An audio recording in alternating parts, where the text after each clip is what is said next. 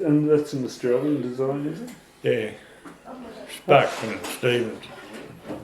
How long did you have Rainbow for? Not very long, really. Long enough to win a few races. There it is. Yeah. Here we go. Excellent. Oh, we must fire up the scanner. That's the bit I remember is the bit which sticks with me is the garbage bag full of cigarettes. No, just an empty garbage bag. Oh, okay. Is this my file? That's just read the file. Put them towards the camera before they open up that little box.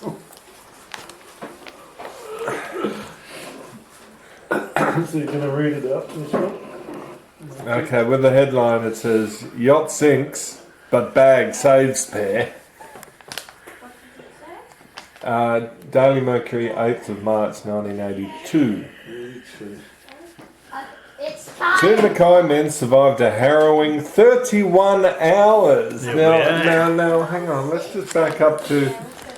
We're trying to get the details straight here. You said you went down at about 11 a.m. Mm-hmm. And we picked up the following day at about mid-afternoon. Okay, well that'd be about 31 hours. If they're the facts of the matter. The original cuttings here as well as the photocopy. Two Mackay men survived. Start again. Two Mackay men survived a harrowing 31 hours in the water off Mackay on the weekend, including 12 hours during which they were kept afloat by an inflated heavy-duty garbage bag. Peter Rule, 45, and Mick Hanley, 33, were in the water for about 20 hours after their life raft sank, about 11 hours after their yacht was lost in a storm. The $25,000 26-foot racing yacht Rainbow Connection sank 25 miles out to sea while on its way to Rockhampton on Friday night. 25 miles out? Yeah. Well, I thought you were a bit closer in than that. The men were picked up close to the beach south of Mackay Harbour early yesterday morning.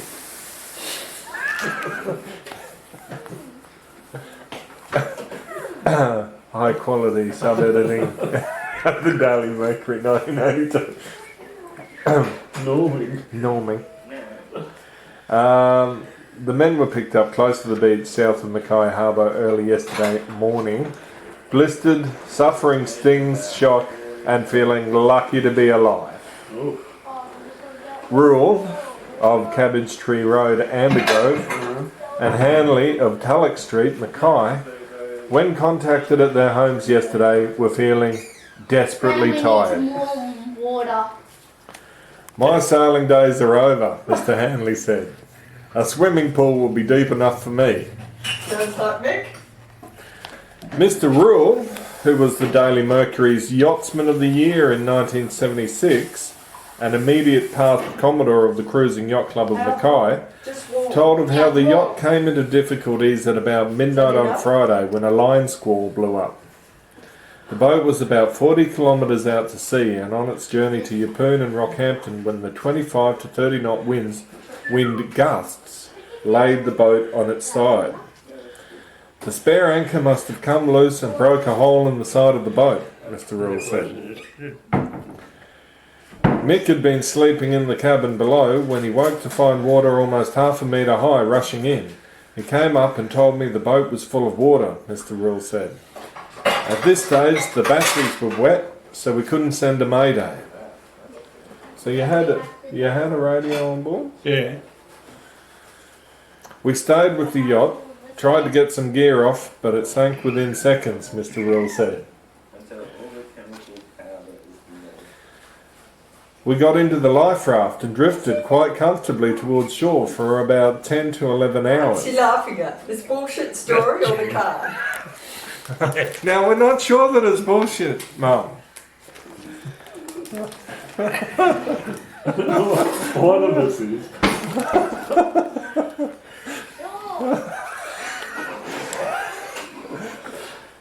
We're still trying to establish the facts of the matter here. Although, one moment you're 25 miles out to sea, the next you're 40. No, that's kilometres. Oh, right, okay. 25 Yeah, okay.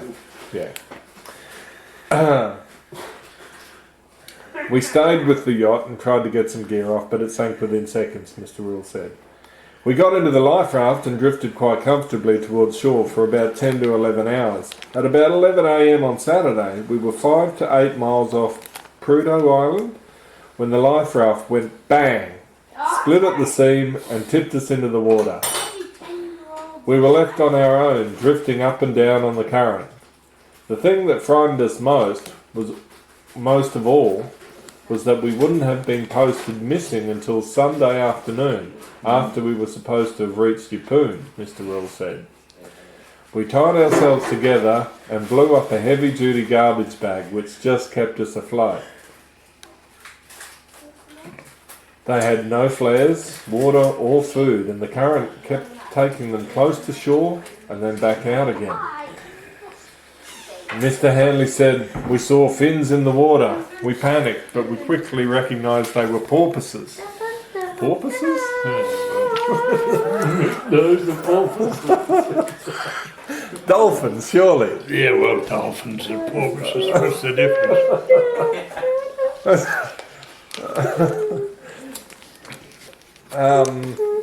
Okay. Quickly recognised they were porpoises. Many times I just wanted to die, Mr. Hartley says. So how's that go? Hanley. Oh, Mr. Hanley. So how's that manifest itself there? You two were talking to each other. Oh, occasionally. Got that way we were just grunting at one another. Did Mick say at any stage, well that's it? No. We're done for? I give up? No.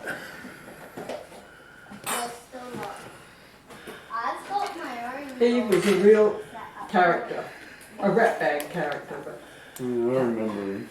his brother was a priest and did his funeral service. No, I'll show you. There's still. Everyone please, round of applause for the star of the show in the cathedral. It's like a circus, wasn't it? His funeral. How'd he die? Cancer. Ah. So what are we waiting for? Not a porpoise then.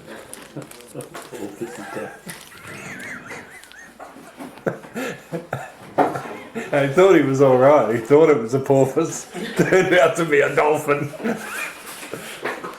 Okay. Many times I just wanted to die, Mr. Hanley said. I had had it completely. But Peter and I talked and kept each other going. We were waiting for. Not according to your account. Well, I just said we talked to each other. Oh, okay. And grunted. Oh, yeah, grunted. Towards the end. Look, it would look silly riding that in there, wouldn't it? Mr. Hanley was quite garrulous while Peter grunted at him.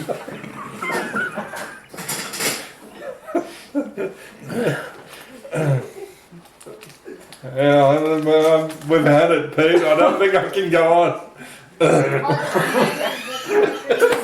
Oh shit, is that a porpoise?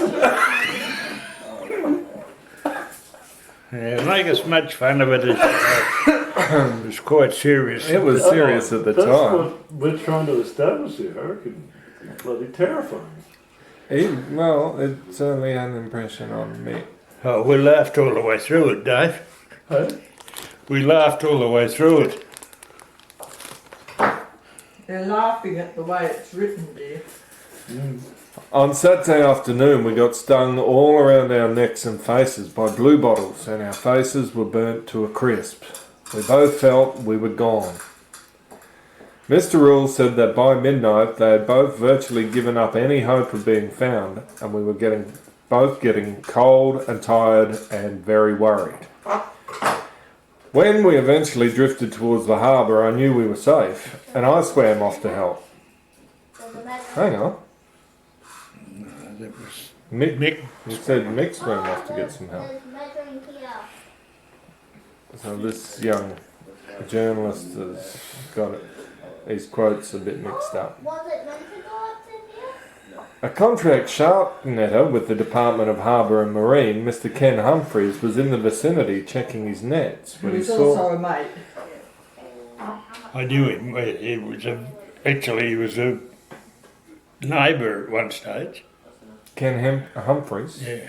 And then He was in the vicinity checking his nets when he saw what he thought was a block of wood, which he was worried might tangle his nets. When he went over to pick it up, it was Rule.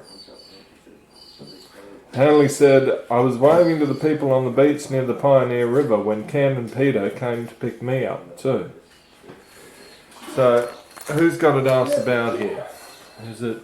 Well, that's right. That's how it So you swam off. No, where he swam off. Mick swam off. But this says you got picked up first and went back and got Mick. No. Went the other way and got Mick where he got washed in by the tower. Alright, so Mick swam off, then you got picked up. Yeah. And then you went and got him. Yeah. Well, it's quite a story. I would imagine that kind of ordeal would have. Were you close to Mick afterwards? Did it bring you closer, wouldn't it?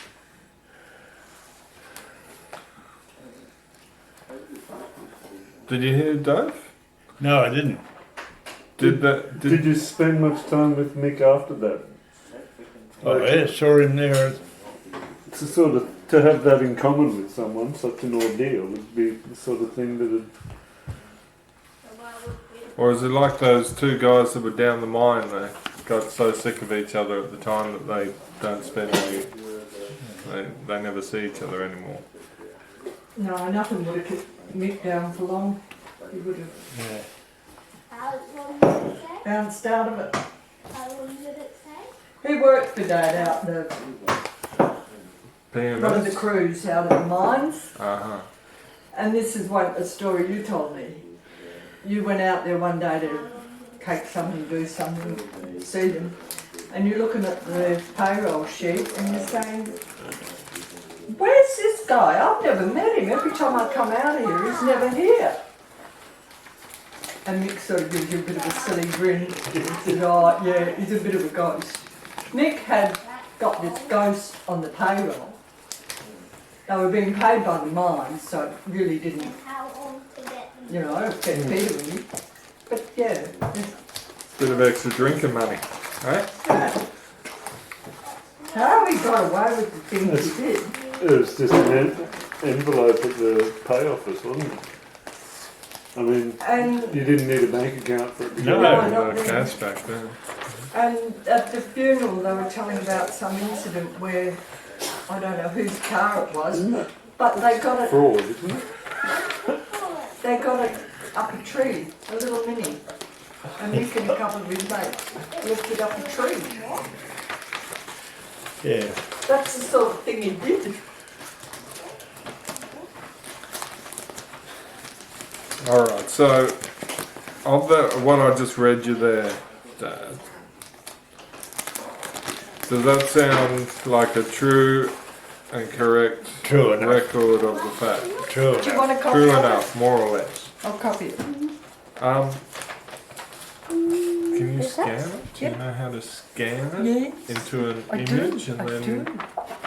Into an And image. print it and out. then you can email it to me? What about more of these? Why? Why not hand it to you? Because if it's electronic, I can cut it into the video. So,